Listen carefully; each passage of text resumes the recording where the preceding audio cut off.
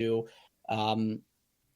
as mentioned, dozens, if not hundreds of other developers. So figure out what you can do outside of that, maybe running an ad campaign, sort of the classical way, maybe driving your consumers from other platforms towards the host platform, such as some Reddit outreach to bring people over to Steam, or having your TikTok campaigns running.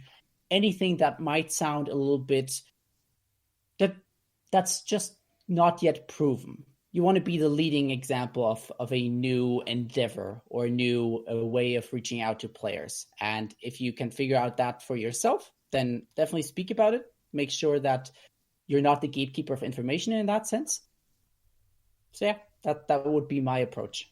Yeah, no, I absolutely love it, because I think at the core of it, I'd break that down to, like, even though as all these events and even future ones, I think because that logic, especially now, but even in the future or in the past, it still comes down to being focused, with your intention and everything, knowing, like, hey, what is that event?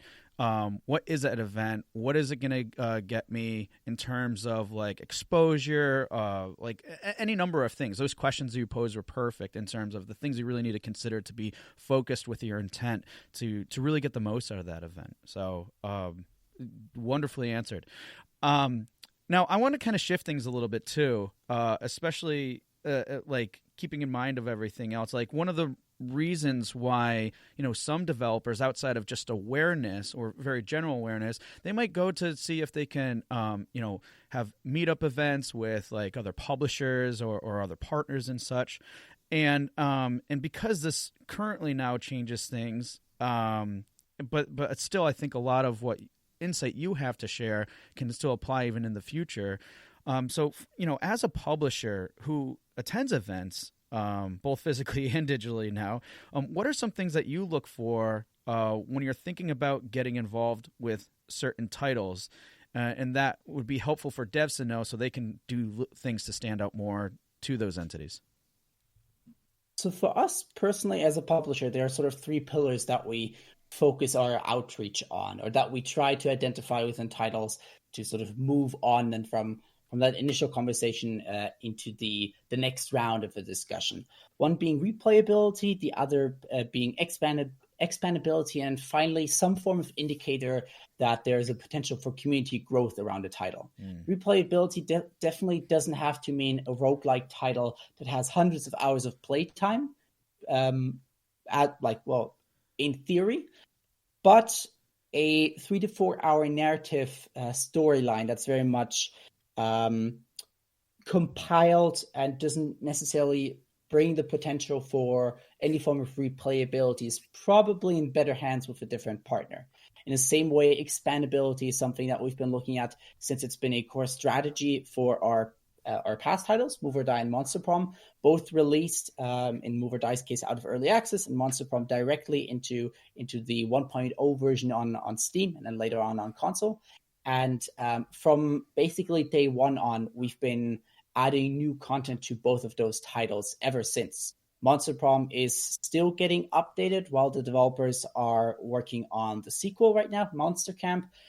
Move or Die, 5.5 years after the early access launch, is still getting new content update with no end in sight.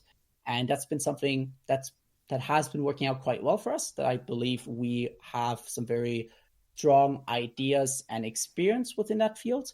And we try to take that experience into our next collaborations when it comes to publishing titles and also developing titles. So as long as those three indicators or pillars are somewhat present in the title, then we're generally quite excited to continue the conversation. There are, of course, exceptions to the rule where sometimes the title just strikes us as being a phenomenal innovation or has some really interesting mechanics that we'd love to play around with and see what the potential where the potential lays within that title, and then we keep on having that conversation as well. So yeah, there are exceptions, but generally those are our three pillars. Okay. And in addition to those, and I know community being another one, what would you say are maybe a couple others that could be better in terms of devs leveraging to get better notice and stand out more from publishers? Tends to be or I'm noticing this is sort of a consistency throughout this recording already, a focus. Seeing a copy paste email with the same information with no personal "Hey Chris," but just a "Hey there" or something like that along at the start of the email, and then just some very vague information of a title doesn't really come off as appealing. If a developer comes prepared, knows who we are, know what we have done, and asks for a call, that's usually like definitely going to happen. Of course, with growth of our publishing activities, there's only so much time we have available. But generally speaking, if someone really shows that they have come prepared, then at the bare minimum, I'd like to talk with them and figure out at least if there's a certain connection between our publishing studio and their development studio, and see if there's maybe potential in the future to work alongside each other, even if the current title is not for us. So preparation is step number one. Having interesting materials is step number two for us, certainly. If I open up a deck and it tells me nothing about a game, or it's just very generic, or doesn't really tick all the boxes of what you should have included in a deck on just a bare minimum level, that's not necessarily the best sign. There are plenty of talks at this point about what publishers, investors, platform holders even expect in a pitch. I myself have hosted a talk about the topic with Alan Dang from Genvid just a couple of weeks ago about the art of the pitch deck, which we're planning on sort of also turning into some blog posts. So just go out there and look for that material and figure out what a publisher in general, or in specific, the publishers that you're pitching at the moment are looking for. Partners such as Raw Fury, Team 17, Tiny Build, all of them, the last time I checked, had actual forms and blog posts on the website that you could either fill in directly or get an overview from of, hey, this is what Raw Fury wants to see in a deck or in a pitch. And just making sure that all that is included is a step that will take a little bit of time, but eventually should pay off, at least in the sense that you get a response, you get noticed, and in most cases, publishers will remember that you put in the extra effort. No, absolutely. I mean, yeah, and it really comes down to doing your due diligence, right? Like knowing those things, and like you said, there's tons of resources. You just put one together recently, and there's tons and tons of other things between videos and from other publishers sharing that information. Makes absolute sense to just do the work on that front, and not just look at one, too, probably, right? Like just to get a good sense of it, but then really hone down and focus on what those things are. So, no, Yeah, definitely good ideas there. I think as a developer, you will have more success overall if if you have the chance between choosing to reach out with a generic email to 100 publishers, or take the same amount of time and focus on 15, 20, and just, as you mentioned, do your due diligence, you will probably have at least a higher response rate, if not a higher chance of getting noticed overall. These days, you don't only have to rely on reaching out to publishers themselves. Publishers and folks with money that are looking to fund independent video games or even invest into independent game studios are everywhere. They're becoming more every single day because the whole video games entertainment industry is such a huge such a huge part of the entertainment industry in terms of revenue. So people, of course, want to get on board as early as possible, especially with the rise of the Minecrafts and the Fortnites of this world.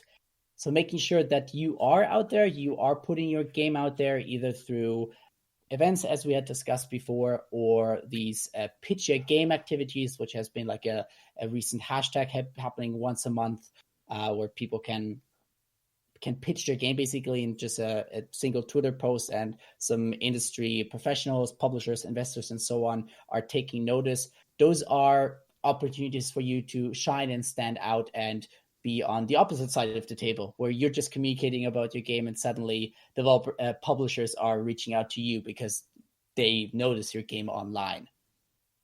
Yeah, absolutely. And another thing I want to follow up to this too is when it gets to pitching, we talked about obviously like how very briefly some ways to approach, like be personal, be focused, make sure you due diligence with your deck and everything. And because now, and not just now. I mean, I'm sure this happened a lot more often too, but definitely now with the lack of physical events. But when you're not physically pitching to publishers, what would you say are some, outside of some of the ones you already mentioned, what are some key strategies that devs should be aware of when pitching remotely? Because I'm sure the dynamics change a bit. Certainly. Yeah, absolutely. Especially since you don't have the fun opportunity to run into each other at a bar or a coffee spot or some types of networking event in the evening, which is where I feel I mostly connect with developers afterwards.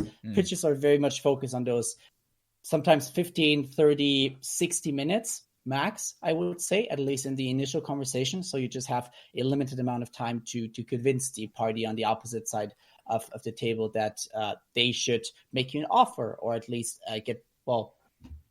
send over some additional information about who they are and what their terms might look like.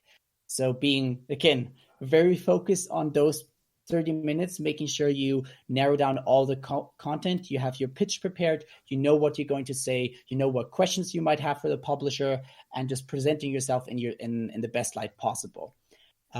Being upfront generally helps quite a lot. I find it the easiest if a developer reaches out to me through all these matchmaking systems and tells me upfront, here's my deck, here's the game I want to pitch you, let's chat. Then I have a chance to come prepared, make the most out of it, have my questions noted down upfront, and not waste anyone's time. Or on the opposite side of the spectrum, if from the get-go I know the game is not going to be for me, I can tell the other party, hey, we're not going to be the right partner in this relationship. Happy to jump on a call, but otherwise feel free to cancel and you can just pitch someone else in the meantime. That just saves you as a developer a lot of time. Obviously, there's nothing wrong with connecting anyways and just having a casual chat, maybe getting some tips in or learning more about what the publisher is doing. But overall, communicating upfront what it is that you want to do, what you're going to spend the 15, 30 minutes on helps me a lot and hence will help you a lot. See, I like that last one a lot, where even if you think it's not a good fit or whatever, like that one's perfect. Still make an opportunity out of it in terms of learning, because I think sometimes when that happens, like people are may think in the sense, oh, that saves me time. It's more efficient. It's saving other people's time. But in some cases, if they're willing to help, and I think in a lot of cases, publishers in particular are like, they're just like the rest of the community. They really want to help out these teams and such, these developers. But like using that as an opportunity to learn is just another great way to benefit and grow stronger in numerous different ways. So I love that one a lot, actually.